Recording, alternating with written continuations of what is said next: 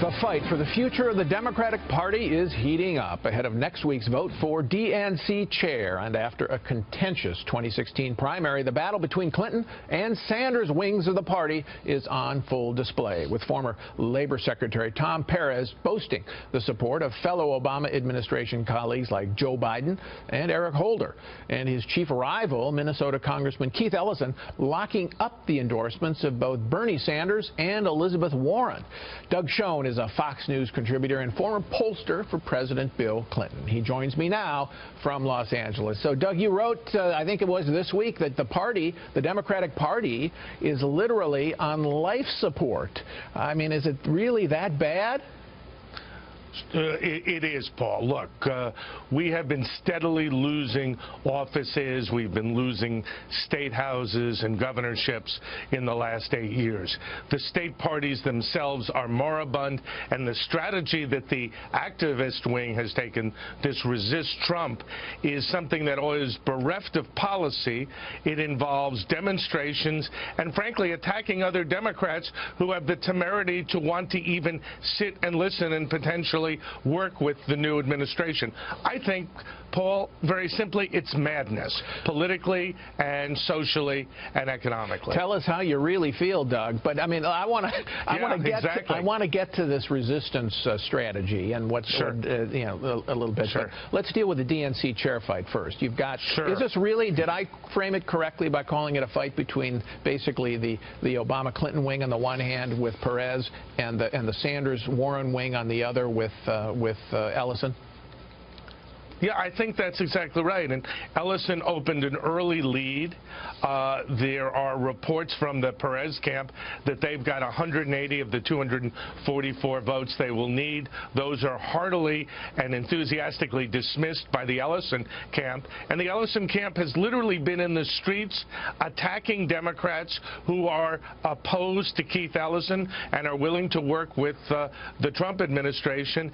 And there's real possibility that the vote could be actively disrupted, which, no matter who wins, Paul, could be a bad note for the Democrats. But I have to tell you, as I look at the platforms of both of these guys, both of these candidates, I mean, it's Tweedledum and Tweedledee. There's no real difference fundamentally, it seems to me, between what they believe ideologically. Well, that's why I wrote in your newspaper that I thought the Democratic Party was heading in a calamitously wrong direction. I think if you emphasize redistribution over growth and confrontation over conciliation, you will continue to lose that working class vote in the Midwest that the Democrats need. With 10 senators up in states that President Trump won, the Democrats can ill afford moving to the hard left.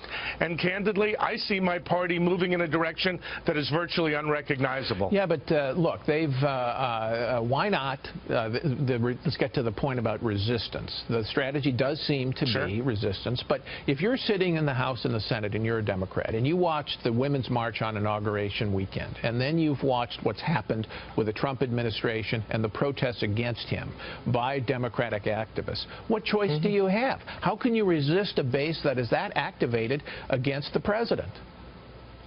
Well, that is exactly what led people like Senator Schumer, the minority leader, to go from I can work with President Trump to saying he's going to oppose virtually all his legislation and nominees.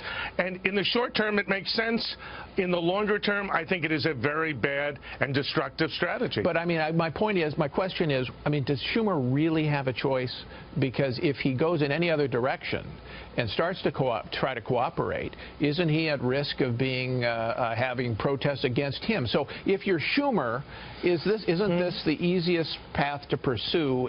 Yes, it's the easiest path, and indeed there have been demonstrations already outside his house in Park Slope, Brooklyn.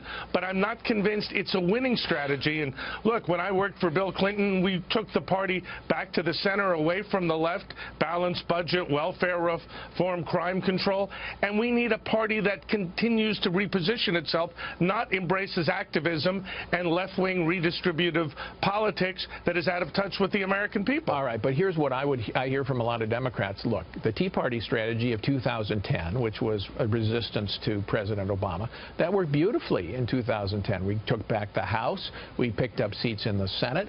Why shouldn't the same thing work for the Democrats this time in 2018? After all, it looks like the Trump administration is having some difficulties, and Republicans haven't put any victories legislatively on the table so far. So why not go for total resistance? Well, because the voters in the 10 states or so that are Trump states, that Democrats have senators up, and congressmen as well, congressional seats that are open and available for contesting, they are much more moderate to conservative. This is a moderate to conservative country, and to just be in the streets with activism is not reflecting the base they're trying to reach, which is what did happen in 2010. The conservative wing of the Republican Party, the now Tea Party or Freedom wing, did reflect activists. I don't believe that working class voters who voted for Donald Trump have a lot of sympathy with the so-called resistance wing, and I think we'll see that 2 years from now on Election Day. All right, Doug, thanks.